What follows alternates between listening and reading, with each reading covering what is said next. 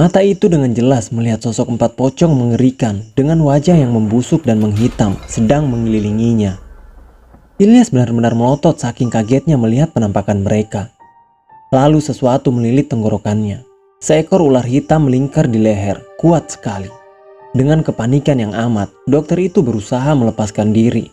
Tapi tak bisa lari dari pemandangan ngeri yang sedang menimpanya. "Kamu tumbal Ki Ageng Mayitan, jadi pasrah saja," ucap salah satu pocong itu. Ilyas rasa lemas dan ringan. Ia melihat dirinya sendiri dalam keadaan melotot dan lidah yang menjulur. Terdapat bekas cekikan hitam di lehernya, sedangkan kesadarannya sedang melayang dikawal oleh empat pocong yang mengikatnya dengan kuat. "Ah, ini yang dimaksud Kyai Tapa dengan Raga Sukma," desah hati Ilyas. Terbaring dalam keranda mayat yang terbang menuju luar kamar. Dokter itu melihat pemandangan desa di malam hari.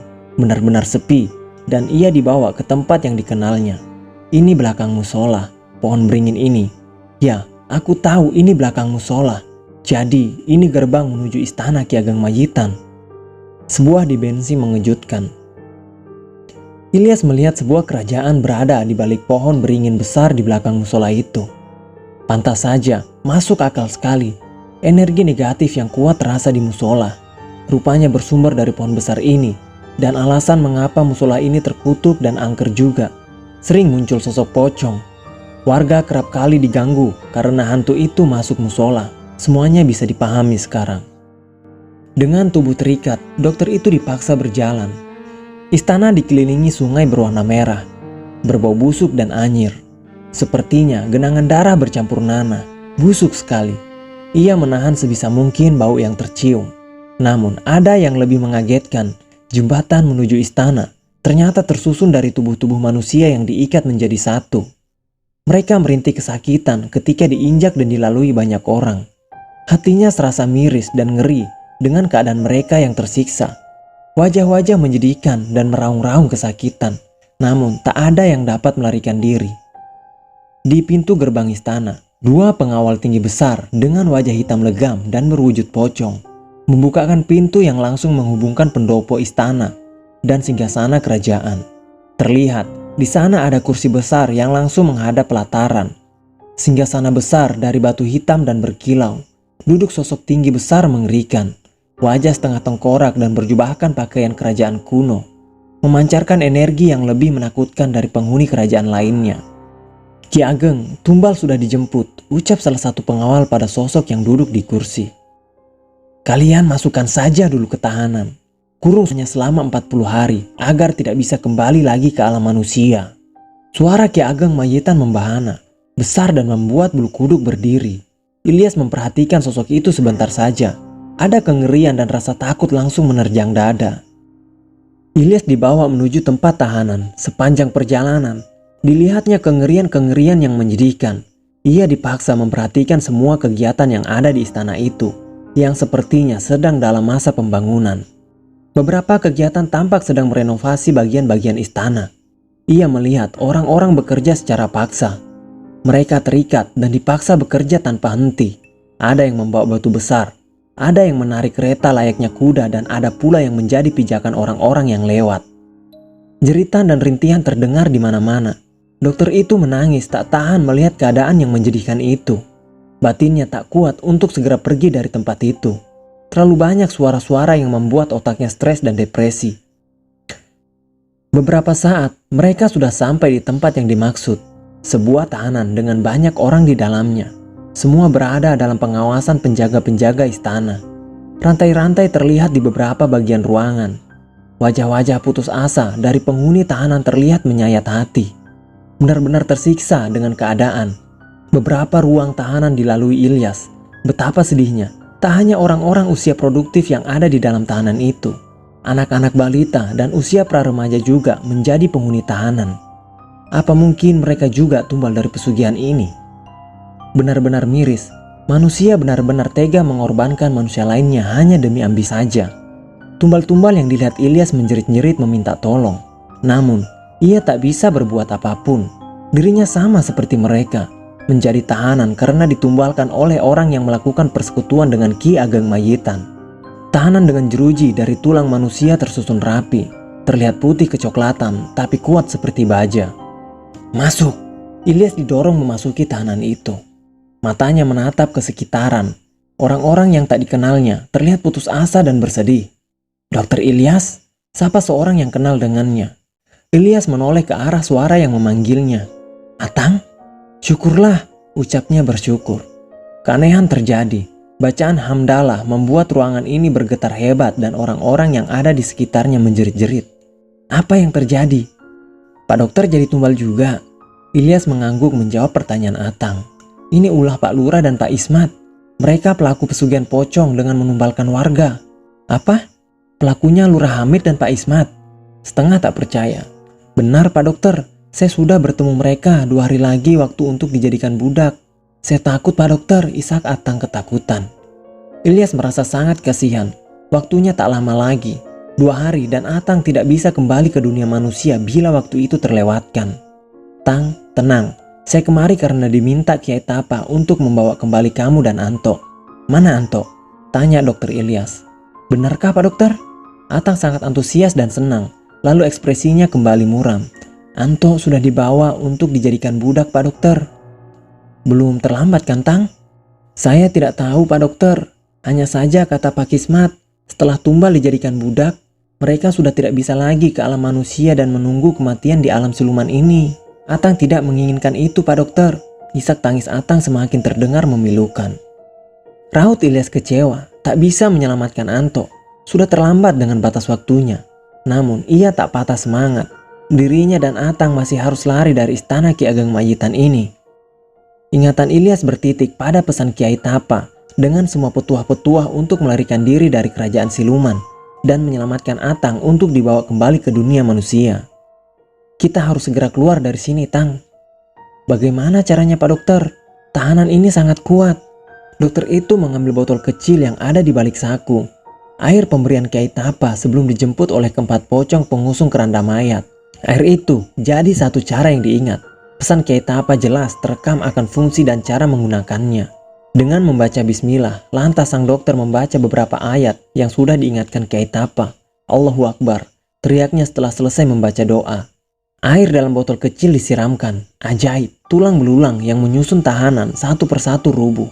Sekitarannya bergoyang-goyang seperti gempa. "Ayo Tang, segera keluar dari sini," ajak dokter Ilyas. Keduanya berhasil keluar dari tahanan. Para tahanan yang ada ikut keluar melarikan diri. Keadaan semakin kacau dengan banyaknya teriakan dari tahanan lain. Namun, pasukan Ki Ageng Majitan mengejar mereka dan menangkap tahanan yang bisa ditangkap. Atang dan Ilyas sekuatnya melarikan diri dari kerajaan pasukan siluman itu. "Kita lari kemana Pak dokter? Mereka terus mengejar," ujar Atang yang panik. "Kita harus mencari gerbang penghubung dunia ini dan dunia kita. Tadi saya lihat gerbang itu ada di dekat sini, di belakang mushola." Ilyas terus mencari. Pasukan pengejar semakin mendekat, jumlahnya hampir ratusan dengan wujud pocong cepat yang melompat. "Pak dokter, mereka semakin dekat, bagaimana ini?" Dokter Ilyas teringat sesuatu. Diangkatnya kedua telapak tangan lalu membaca doa yang diajarkan Kiai Tapa. Ilyas mendekatkan telinga ke balik dinding lalu melafalkan doa-doa. "Pak Kiai," panggilnya setelah membaca beberapa doa yang diajarkan Kiai Tapa. "Tolong tunjukkan di mana letak pintu gerbangnya Pak." Sebuah sinar putih menembus bagian dinding di dekat mereka. Tentu dokter itu sangat senang. Kiai Tapa berhasil menunjukkan pintu gerbang penghubung istana Ki Ageng Majitan dengan dunia manusia. "Tang, cepat keluar sebelum mereka meminta bantuan," ucap Ilyas. Air dalam botol dilemparkan ke dinding yang bersinar putih itu. Terbuka sebuah gerbang seukuran tubuh orang dewasa. Atang dan Ilyas hendak keluar melalui gerbang yang terbuka itu. "Awas Pak dokter," teriak Atang mengempaskan tubuh Ilyas. Bola sinar hitam berkilat-kilat hampir saja menghantamnya. Meledak dan cukup untuk membakar Ilyas. Hampir saja," ujarnya lega. Dari belakang, pasukan pengejar datang dengan jumlah yang lebih besar. Ilyas dan Atang benar-benar terpojok. Ditambah, Ki Ageng Majitan berada di barisan depan pasukan itu. Ia dikagetkan juga dengan kehadiran orang yang sangat dikenalnya, yaitu Pak Kismat. "Kalian mau lari kemana? Tidak akan kami biarkan," ucap Ismat. "Jadi, selama ini Pak Ismat pelaku di balik semua kutukan desa yang telah bersekutu dengan siluman jahat," teriak Ilyas. Iya benar, aku Adipati di sini, juru kunci pesugihan Ki Ageng Majitan. Sudah lama aku menjadi perantaranya. Oke, saya paham sekarang. Pak Ismat sengaja menyebar fitnah karena Ustadz Aslam berhasil mengajak warga untuk tidak melakukan pesugihan. Si Aslam itu penghalang terbesarku, pantas mendapatkan itu semua. Dan aku mendapatkan keuntungan dari kematiannya itu. Pak Ismat tega mengorbankan banyak nyawa warga desa, teriak Atang. Aku tidak mengorbankan warga desa, hanya jalan bagi mereka yang menginginkan bersekutu dengan Ki Ageng Majitan, Lurah Hamid yang telah menumbalkan warga desa untuk dikorbankan. Sudahlah Adipati, jangan banyak bicara. Mereka sudah berani menghancurkan sebagian istanaku dan membuat kekacauan. Aku ingin mereka dilenyapkan selamanya. Ujar Ki Ageng Majitan sangat murka dengan keadaan istana yang kacau. Mata merah menyala Ki Ageng Majitan bersinar dan mengeluarkan cahaya hitam yang berubah menjadi bola besar hitam dan berkilat-kilat. Pak Ismat tak ketinggalan mengeluarkan pusaka berupa keris kecil dan mengacungkannya ke arah bola besar itu. Ukurannya semakin mengganas setelah mendapatkan energi tambahan dari pusaka itu.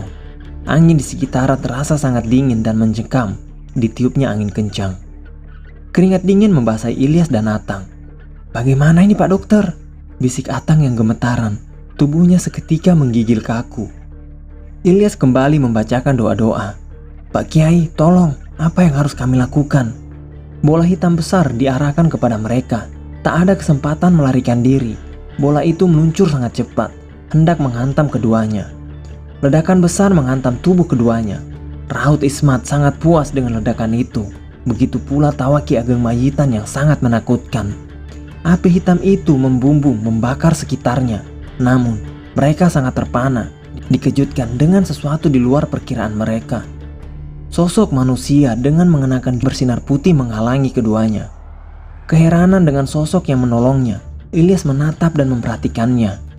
"Aku Eyang Kucarban," ucap sosok itu tahu dengan kebingungan Ilyas. Ia mirip sekali dengan Kiai Tapa, tapi lebih muda puluhan tahun. "Kalian telah berani mengganggu cucuku," sentaknya garang. "Siapa kamu? Berani sekali mengganggu wilayahku." "Aku Kucarban yang akan menjadi lawan tanding kalian," tantangnya. "Kucarban?" Ki Ageng Majitan terdengar gugup dengan nama itu. Rasa ketakutan juga yang menderanya. Eyang Kucarban melancarkan serangan.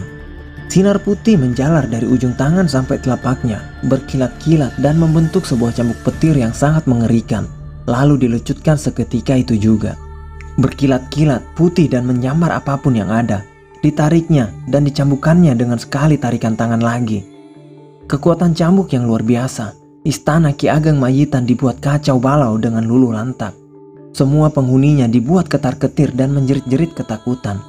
Begitu pula dengan Ki Ageng Majitan yang ketakutan dan tak bisa melarikan diri.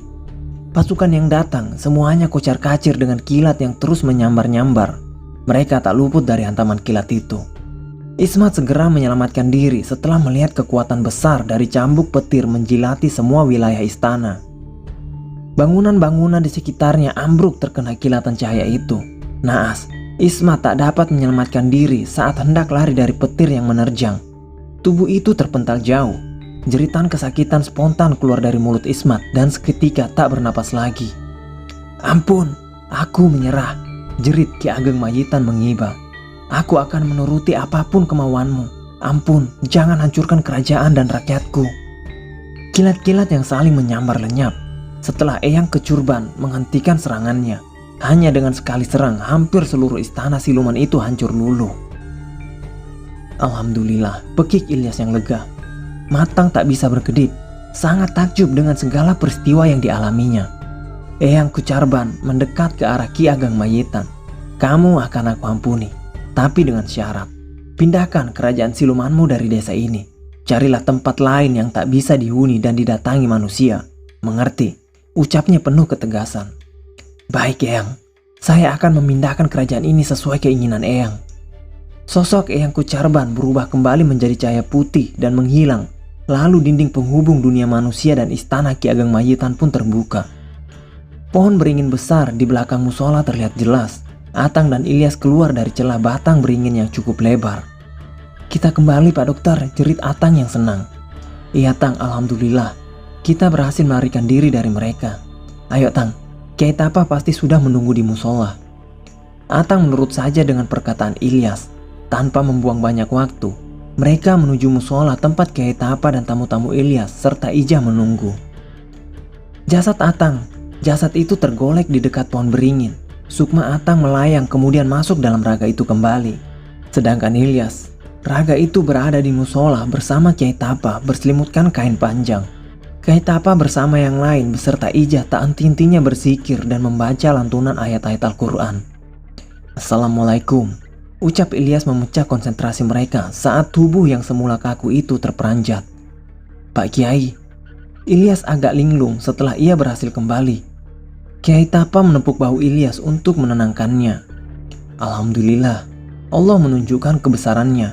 Nanda Ilyas bisa selamat atas izin Allah. Lalu siapa tadi yang menolong kami di istana Ki Ageng Majitan, Ki? Itu bentuk pertolongan Allah untuk hamba-hambanya yang yakin akan kekuasaannya. Dari arah belakang musola, Atang berlari cepat. Ia segera menuju musola dan berkumpul dengan yang lainnya. Mak, teriak Atang bahagia melihat Ijah. Atang, Ijah ikut histeris melihat anaknya kembali dan kali ini bukan berwujud pocong. Alhamdulillah Atang, Ijah bersyukur memeluk Atang. Ilyas ikut tersenyum dengan pertemuan Atang dan Ijah. Alhamdulillah, Allah menunjukkan kebenarannya. Selama ini warga dibohongi dengan fitnah kematian Ustadz Aslam yang membawa kutukan. Tapi ternyata itu semua permainan Pak Ismat dan Pak Lurah yang telah bersekutu dengan Ki Ageng Majitan. Apa Pak Dokter? Pak Lurah dan Pak Ismat pelaku pesugihan desa ini? Sentak Ijah. Iya Mak, Atang yang jadi saksinya. Pak Lurah sengaja membuat judi kupluk sebagai jalan persyaratan tumbal. Pak Lurah akan mengambil tumbal dari orang yang memenangkan judi itu, Mak. Astaga, pantas saja ketika Ustadz Aslam mendirikan musyola ini, Pak Ismat dan Pak Lurah begitu menantangnya. Itu salah satu jebakan iblis dalam menyesatkan iman manusia kepada Allah. Nauzubillah, semoga kita tetap dikuatkan dalam jalan keimanan, amin, ucap Kiai Tapa. Malam beranjak pagi. Warga dihebohkan dengan penemuan mayat Ismat dengan keadaan gosong terkena petir. Kondisinya benar-benar mengerikan. Mata melotot dan mulut menganga, menumpahkan rasa sakit yang amat sangat sakit saat nyawa itu tercabut dari raganya. Mayatnya ditemukan di rumah Hamid, di ruangan khusus, tempat mereka memanggil Ki Ageng Majitan. Hamid ketakutan melihat mayat rekannya yang menghitam. Namun, ia juga terlihat sangat marah dengan kematian Ismat. Di sana hanya ada Arum. Sebelum Hamid mendapati kematian Ismat, di ruangan itu terjadi suara gaduh dan bunyi ledakan yang sangat keras. Arum sempat melihat kejadian yang membuatnya juga ngeri saat mengintip. Dalam ruangan itu, Ismat duduk bersila dengan mata terpejam. Lalu seketika dari tubuhnya keluar asap putih dan hawa membakar. Ia sempat merintih kepanasan, lalu meledak dan terlempar. Dan akhirnya, jasad menghitam dengan luka bakar hebat. Arum segera berlari meninggalkan ruangan itu agar dapat segera menyelamatkan diri. Ia menemui Kiai Tapa di musola. Loh, Neng Arum? Ijah yang keheranan. Assalamualaikum Pak Dokter, ucapnya. Tolong Pak Dokter, di rumah itu Ismat. Air muka Arum ketakutan. Ada apa sama Pak Ismat? Ijah menyela. Mati mengenaskan. Seluruh tubuhnya hitam terbakar, Mak. Semua yang ada di situ hampir tak percaya mendengarnya. Ilyas bersama yang lainnya ke tempat Arum untuk mengurusi Ismat yang ditemukan sudah tak bernyawa. Warga sangat ketakutan dengan kondisi mayat yang tak wajar. Kerumunan warga datang lebih awal dari rombongan dokter itu. Ini semua pasti karena kutukan musyola itu. Tak bisa dibiarkan. Korban sudah berjatuhan dan semua ini karena ulah dokter Ilyas dan Kiai itu, tuduh Hamid ketika mereka baru tiba. Warga dengan penuh emosi menatap tajam orang-orang yang baru saja menginjakan kaki di rumah itu. Bohong, itu semua fitnah, ucap Arum dengan lantangnya. Warga terkesiap kaget dengan kemarahan Arum. Wanita yang dianggap gila itu dengan tegas dan lantang bersuara di depan orang banyak. Dengan langkah terseret, Arum pasang badan membela Ilyas dan tamu-tamunya. Apa yang kamu bicarakan? Ujar Hamid jelas terkejut dengan kelakuan Arum. Jangan dengarkan wanita gila ini. Kalian percaya sama orang gila? Sorot mata Arum menatap tajam, menantang. Aku tidak gila, Hamid. Selama ini aku pura-pura gila supaya bisa membongkar semua kejahatan dan persekutuanmu dengan iblis itu. Hamid terdiam. terkesima dengan hentakan suara Arum yang meninggi. "Benar, Neng Arum tidak gila. Mak berani sumpah," ujar Ija. "Hamid, ia sumber kutukan yang ada di desa ini. Tumbal, teror pocong dan juga penyakit kulit yang menimpa kalian. Itu semua ulahnya. Ia telah menggali makam untuk mengambil air mayat dan mencampurkannya pada sumur-sumur kalian. Ia juga telah membunuh ayahku dengan menumbalkannya pada siluman itu. Dan juga keluarga kalian yang mati mengenaskan." Warga berbalik. Mereka melemparkan tatapan penuh marah pada Hamid. Orang-orang desa tersulut emosi dan ingin sekali menghakimi lurah itu. "Jangan menuduh sembarangan," sentak Hamid yang membela diri. "Aku menuduh sembarangan?" balasnya. "Siapa yang sudah memperkosaku di musola itu? Kamu, Hamid. Aslam." Arum mulai terisak mengingat semua kejadian itu. Lalu lanjut dengan perkataannya. "Aslam hanya jadi korban fitnah agar kamu bisa merebut kekuasaannya dan juga menguasai kekayaan ayahku." Wanita itu mengalihkan pandangannya pada kerumunan warga. "Kalian periksa saja ruangan itu. Di sana ada tempat untuk melakukan ritual tumbal dan persekutuan dengan siluman." Warga melirik ke arah ruangan yang ditunjuk. Mereka hendak memastikan kebenaran tuduhan Arum. Hamid pucat pasi. Entah ada dorongan apa, ia mengambil langkah untuk melarikan diri dari kerumunan secepatnya. Warga desa dengan tindakan lurah itu, mereka hendak mengejar dan mengadilinya seperti yang telah dilakukan pada Ustadz Aslam. Tiba-tiba saja, pintu ruangan yang selalu digunakan untuk ritual terbuka sendiri dan membuat orang-orang di sekitarnya histeris ketakutan. Kabut putih muncul dari dalam, dengan cepat menangkap Hamid yang lari ketakutan. "Tolong!" jerit Hamid saat kabut putih itu menangkapnya, kemudian diseretnya tubuh itu memasuki ruangan itu. Kain putih membaluti tubuh Hamid yang sudah seperti mayat dikafani. Kabut yang menyergap berubah wujud menjadi 4 sosok pocong yang mengelilinginya. Keempat pocong itu kemudian melemparkan tali di lehernya, mengekang begitu erat dan membuat tenggorokannya terasa amat sesak. Orang-orang yang menyaksikan hanya bisa bengong dan kaget setengah mati tanpa bisa melakukan apapun. Ia terus meronta-ronta kesakitan dengan tali yang mengikat kencang. Beberapa saat kemudian, tubuhnya kaku persis mayat korban-korban pesugihan yang menjadi tumbalnya. Mata melotot dengan lidah yang menjulur disertai tanda hitam melingkar di lehernya. Orang-orang mulai histeris ketakutan dan menjauh dari ruangan itu. Namun, Ilyas dan Kiai Tapa memberanikan diri untuk memeriksa keadaan. "Bagaimana Pak Kiai?" tanya Ilyas. "Ia sudah tidak bisa diselamatkan." Kata itu saja yang terlontar dari Kiai Tapa. "Sebenarnya apa yang terjadi?" tanya Arum saat memastikan kematian Hamid. "Ini sudah takdir Allah. Pak Lurah sudah habis masa perjanjiannya dengan Ki Ageng Mayitan dan menjadi budak untuk perjanjiannya sendiri. Percuma saja akhirnya Pak Kiai bersekutu dengan siluman dan berbuat sesat, tapi pada akhirnya ia sendiri yang menjadi korbannya," ujar Atang. "Dunia ini adalah ujian dan iblis akan selalu menyesatkan manusia ke jalan yang tidak diridhai Allah. Untuk itulah Allah mengutus Rasulnya dan menurunkan agama ini sebagai jalan keselamatan atas kesesatan iblis," ucap Kiai Tapa penuh dengan pesan kebijakan. Sementara itu desa Sukaasih, musola desa kembali seperti dahulu lagi. Warga sangat antusias kembali melaksanakan salat berjamaah di musola, mengaji, mendengarkan tausiah dan belajar memperdalam keimanan mereka pada Allah. "Pak Dokter mau kembali ke kota ya?" ujar Atang yang menatap sedih. "Iya Tang, tugas penelitian saya sudah selesai," senyum Ilyas yang tulus. "Ya Pak Dokter tinggal di sini saja, Atang siap bantu apapun itu." "Ya tidak bisa begitu Tang," Ija ikut menyela. "Pak Dokter kapan-kapan main ke sini lagi ya. Mak dan Atang pasti senang kalau Pak Dokter menginap di rumah kami." "Insya Allah Mak, nanti saya kemari. Di sini kan sudah ada Kiai Tapa yang akan memberikan pengajaran," ucap Ilyas lalu bersalaman dan merangkul Atang dan Ija. Tak lupa, ia juga bersalaman dengan Kiai Tapa. "Saya pamit Pak Kiai." Dokter Ilyas kembali ke kota dengan hasil penelitian yang diharapkan. Ia melaporkan penyakit kulit yang melanda dan menjadi pandemi. Laporannya diterima dengan baik dan dinas pusat memberikan banyak bantuan untuk mencegah dan memperbaiki kondisi kesehatan warga desa Sukaasih.